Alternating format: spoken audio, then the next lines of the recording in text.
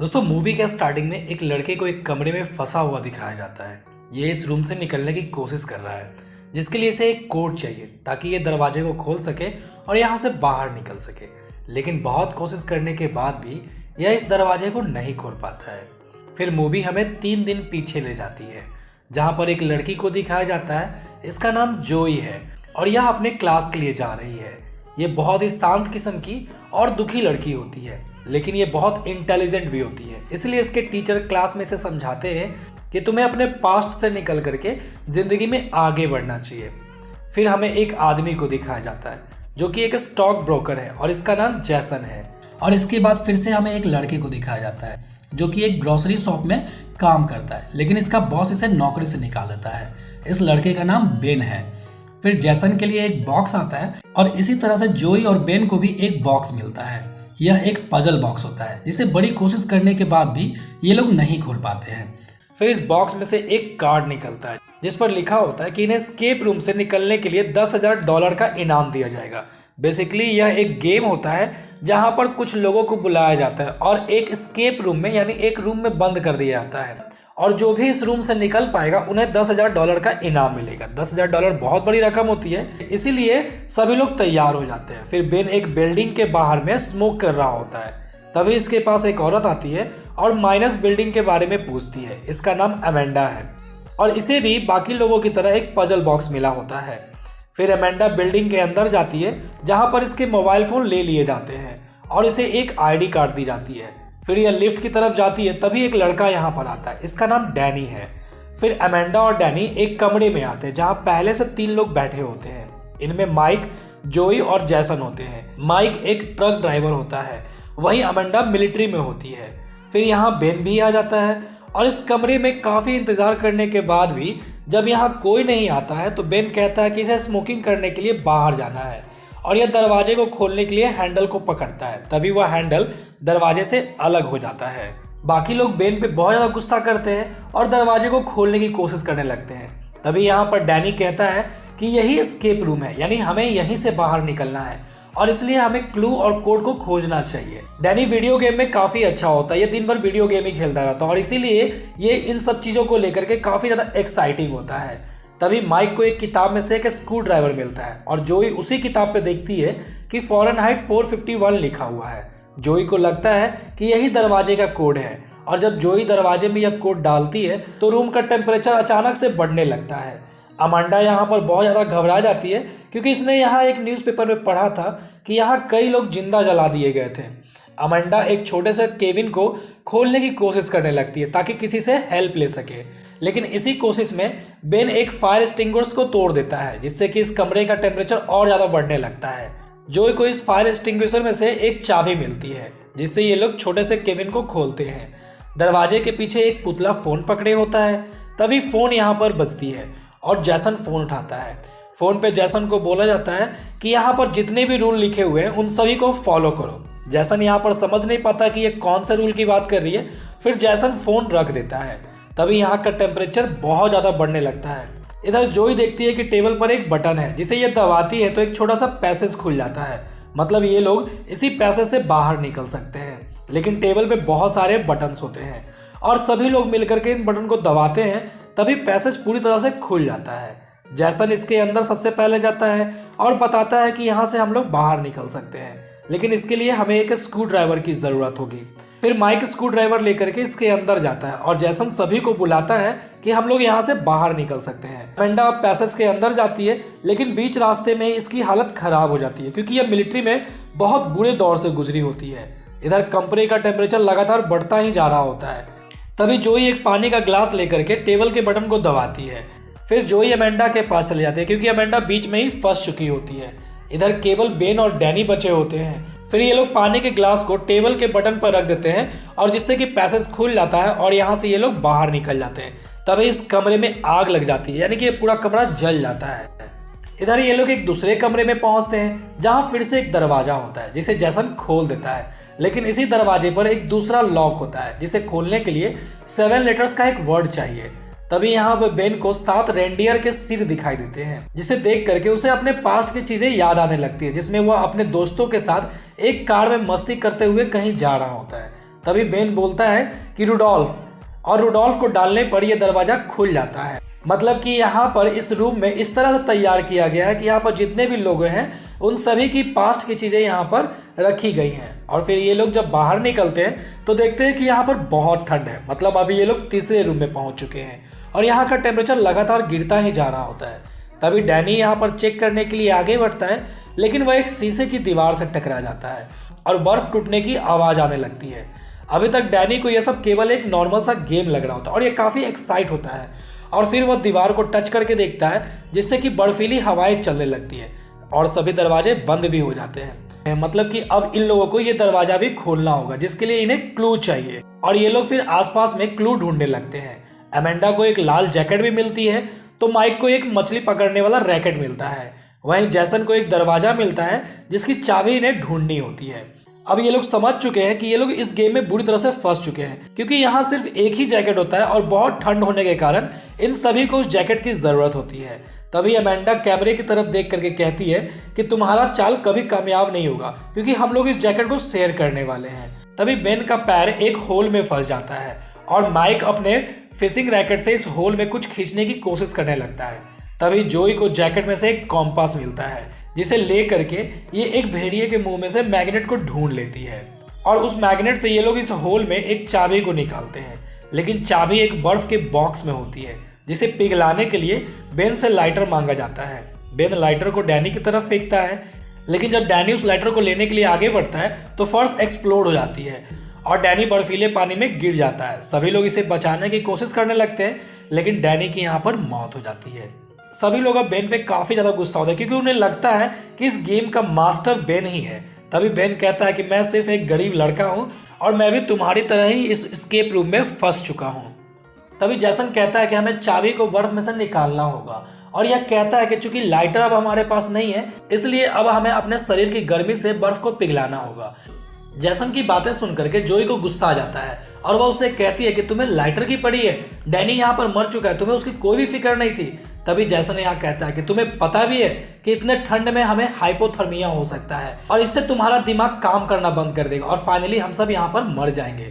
फिर सभी लोग इस बात को समझ जाते हैं और सभी लोग इस बर्फ के बॉक्स को पकड़ करके इसे पिघलाने की कोशिश करने लगते हैं। यहाँ जैसन को लाल जैकेट देख करके उसे अपने अतीत की बातें याद आती है, जहाँ वह और उसका एक दोस्त एक बर्फीली समुद्र में एक उल्टी नाव पे अकेले होते हैं। फिर इन्हें चाबी मिल जाती है और दरवाजा खोल करके ये एक दूसरे रूम में पहुंचते हैं। यह एक उल्टा सा रूम होता है, मतलब ऊपर की चीजें नीचे और नीचे की चीजें ऊपर होती हैं। मतलब कि ये लोग सीलिंग पे खड़े होते हैं और फर्श ऊपर होती है। यह एक बाड़ होता है।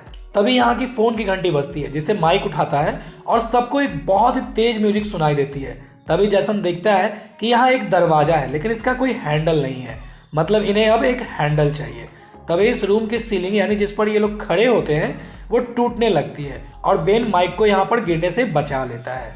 तभी अमेंडा ऊपर चढ़ जाती है और हैंडल को ढूंढने लगती है। अब फिर से इसे एक कोड चाहिए। सभी लोग कोड को ढूंढने में लग जाते हैं और जोई किसी तरह से एक बुक पजल को सॉल्व कर देती है, यानी कि अब इनके पास कोड है। अमेंडा इसे ट्राई करती है, लेकिन ये गलत कोड होता है।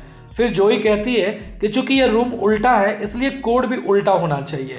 अमेंडा इसे भी ट्राई करती है और इसे एक बॉक्स में से हैंडल मिल जाता है। अब सभी लोग एक तरफ होते हैं और अमेंडा दूसरी तरफ होती है और बीच में कोई भी फर्श नहीं होती है। मतलब कि अगर यहाँ से कोई गिरा तो बचने का कोई भी चांस नहीं है। तभी अमेंडा के हाथों से वह हैंडल नीचे फर्श पर गिर जाता है, जो कि एक बिलियार्ड बॉल होता है। अमेंडा नीचे कूदती है और उस बॉल को नीचे गिरने से बचा लेती है। फिर अमेंडा बॉल को जैसन की तरफ फेंकती है। तभी फर्श की आखिरी पट्टी भी टूट जाती है, लेकिन अमेंडा फोन की वायर को पकड़ के लटक जाती है। सभी लोग इसे हिम्मत देते हैं और कहते हैं कि तुम इसे पार कर सकती हो, लेकिन अमेंडा यहाँ नीचे गिर जाती है और इससे इसकी मौत हो जाती है।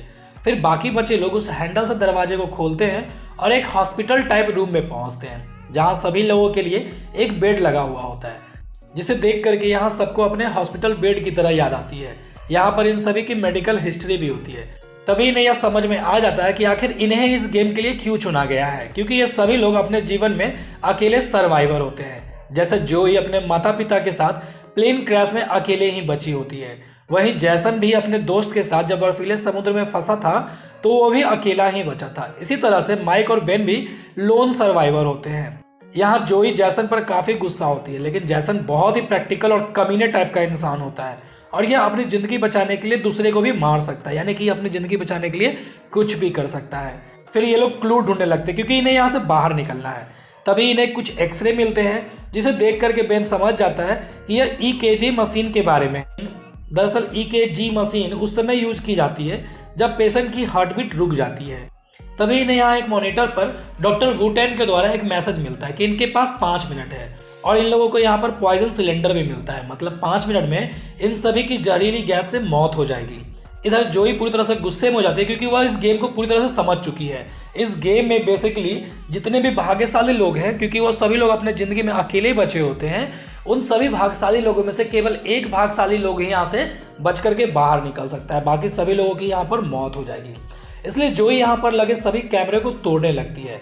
जैसन को EKG मशीन मिल जाती है जिसे वह बेन पे टेस्ट करता है, लेकिन यह फेल हो जाता है क्योंकि इसकी हार्ट बीट काफ़ी लो होती है। फिर जैसन माइक पर ज़बरदस्ती टेस्ट करता है, लेकिन माइक की हार्ट बीट काफ़ी तेज होती है, लेकिन यह इतना भी हाई नहीं होता है कि इससे यह दरवाज़ा खुल सके। इसलिए यह माइक को इलेक्ट्रिक शॉक देता है जिससे कि माइक की मौत हो जाती है। हालांकि EKG मशीन अभी भी टेस्ट में फेल ही हो जाती है, यानी कि जैसन ने माइक को फालतू में मार दिया। उधर जोई गुस्से में इस कमरे के सभी चीज़ों को तोड़ रही होती है। इधर समय भी खत्म हो जाता है और कमरे में जहरीली गैस फैलने लगती है। फिर जैसन लास्ट में अपने आप पर EKG मशीन को टेस्ट करता है क्योंकि इसके पास कोई दूसरा ऑप्शन नहीं है, और EKG मशीन टेस्ट में पास हो जाता है और दरवाज़ा खुल जाता है। जैसन इसके अंदर जाता है, इधर बेन जोई को भी चलने के लिए कहता है, लेकिन जोई गुस्से में होती है और बेन को मना कर देती है और बेन को फिर जाने के लिए कहती है। बेन फिर अंदर चला जाता है। इधर जहरीली गैस से जोई बेहोश हो जाती है क्योंकि उसका दम घुट रहा होता है। इधर बेन और जैसन एक कमरे में पहुंचते हैं। बेन जैसन पर काफ़ी गुस्सा होता है क्योंकि जैसन की वजह से ही माइक की फालतू में मौत हुई थी। फिर बेन भी समझ जाता है कि जैसन ने ही अपने दोस्त को मारा था और इसीलिए वो बच पाया था। तभी जैसन कहता है कि हाँ, मैंने ही अपने दोस्त को मारा था क्योंकि यह दुनिया का नियम है और जो मजबूत होगा वही इस दुनिया में जिंदा बचेगा।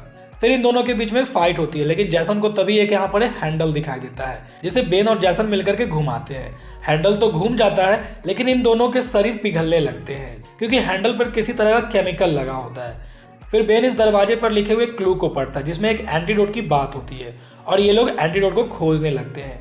बेन को एंटीडोट मिल जाता है, लेकिन तभी जैसन बेन पर हमला कर देता है। फिर इन दोनों के बीच में काफ़ी फाइट होती है और बेन इस एंटीडोट को किसी तरह से अपने शरीर में लगा देता है जिससे कि वह बिल्कुल ठीक हो जाता है, लेकिन जैसन की यहाँ पर मौत हो जाती है। बेन फिर इस रूम से बाहर निकलता और एक दूसरे रूम में गिर जाता है। यह वही रूम होता है जो हमें मूवी के शुरुआत में दिखाई गई थी। उधर जोई और माइक की लाश को लेने के लिए 2 लोग पहुंचते हैं और ये देखते हैं कि यहाँ पर ऑक्सीजन पाइप खुला हुआ है। तभी जोई इन पे पीछे से हमला कर देती है और इन लोगों को मार देती है। मतलब जोई मरी नहीं थी, बल्कि उसने ऑक्सीजन पाइप से सांस लेकर के अपने आप को जिंदा बचाए रखा था। इधर बेन इस कमरे से बाहर निकलता है जहाँ इस गेम का मास्टर इसे मिलता है और वह बेन को बताता है कि तुम जीत चुके हो। गेम मास्टर इसे यह भी बताता है कि हम लोग हर एक साल प्लेयर को लालच दे करके इस गेम में लाते हैं और अमीर लोग इस गेम का मजा लेते हैं और हम लोग खूब पैसे कमाते हैं। तो बेन कहता है कि इसका मतलब कि मैं अब घर जा सकता हूँ। तभी गेम मास्टर उसे कहता है कि क्या तुमने कभी देखा है कि घोड़ों के रेस में घोड़ों को इनाम दी जाती है, और फिर वह बेन पर हमला कर देता है। बेन इसे घायल कर देता है। तभी यहाँ पर जोई भी पहुंच जाती है और गेम मास्टर को वो गोली मार देती है। फिर बेन और जोई यहाँ से फाइनली बाहर निकल जाते हैं, मतलब कि ये लोग एस्केप रूम से बाहर निकल चुके हैं। अब बेन को हॉस्पिटल में लाया जाता है और हॉस्पिटल में पुलिस भी आती है जिसे जोई ने बुलाया होता है। जोई पुलिस को लेकर के उसी जगह पे वापस जाती है, लेकिन यहाँ कुछ भी नहीं होते हैं, बल्कि एक खंडर होता है। पुलिस जोई के किसी भी बात पर विश्वास नहीं करती है। तभी जोई को यहाँ पर दीवार पर नो वे आउट लिखा हुआ दिखाई देता है, जिसे देख करके ये समझ जाती है कि पूरे एस्केप रूम के अंदर में डॉक्टर वू टेन यू को जगह जगह जहाँ पर दिखाया गया था वो दरअसल में नो वे आउट होता है। मतलब कि गेम अभी भी खत्म नहीं हुआ और इस गेम से कोई भी बाहर नहीं निकल सकता है। फिर हमें मूवी में 6 महीने बाद का समय दिखाया जाता है जहाँ पर जोई बेन से मिलने आई है। जोई बेन को न्यूज़पेपर की कटिंग दिखाती है जिसमें अमेंडा, डैनी, माइक और जैसन की मरने की खबरें होती हैं, लेकिन उसकी मौत को एक एक्सीडेंट मान लिया गया होता है, जो कि जैसा उन लोगों के अतीत में उनके साथ हुआ था वैसे ही उनकी मौत भी हुई थी। जैसे अमेंडा मिलिट्री में होती है और वहीं पर उसकी मौत हो चुकी थी। जैसन भी समुद्र में ही मर गया था। कहने का मतलब ये है कि ये गेम कभी शुरू हुआ ही नहीं था। तभी जोई यहाँ बेन से कहती है कि हमें इस गंदे गेम का और इसके पीछे लोगों का पता लगाना होगा। बेन शुरू में तो मना कर देता है, लेकिन बाद में वो भी मान जाता है। फिर जोई बेन को बताती है कि मैनहट्टन के एक बिल्डिंग में फिर से इस तरह के गेम को बनाया जा रहा है और जोई बेन से कहती है कि हम लोग प्लेन से वहाँ पर चलेंगे। वही हमें दिखाया जाता है कि इस गेम को बनाने वाले पहले से ही जोई और बेन के फ्लाइट को क्रैश करने का प्लान बना रहे हैं, ताकि गेम में यह देखा जा सके कि आखिरकार बेन बचता है या फिर जोई बचती है। और इसी के साथ यह दिमाग घुमा देने वाली मूवी खत्म हो जाती है। दोस्तों बहुत ही अच्छी मूवी, आपको ज़रूर देखनी चाहिए। और मूवी का नाम एस्केप रूम है, जो कि 2019 में रिलीज हुई थी और IMDb ने इसको 6.4 की रेटिंग दी है और 2022 में इसका अगला पार्ट भी आने वाला है। तो दोस्तों कैसा लगा मेरा एक्सप्लेनेशन आप ज़रूर कमेंट करके बताइए। और साथ ही अगर आपको ये वीडियो अच्छा लगा तो प्लीज़ इसे लाइक कीजिए, अपने दोस्तों में शेयर जरूर कीजिए और मेरे चैनल को सब्सक्राइब करना बिल्कुल भी ना भूलें। धन्यवाद दोस्तों अपना कीमती समय मेरे वीडियो को देने के लिए।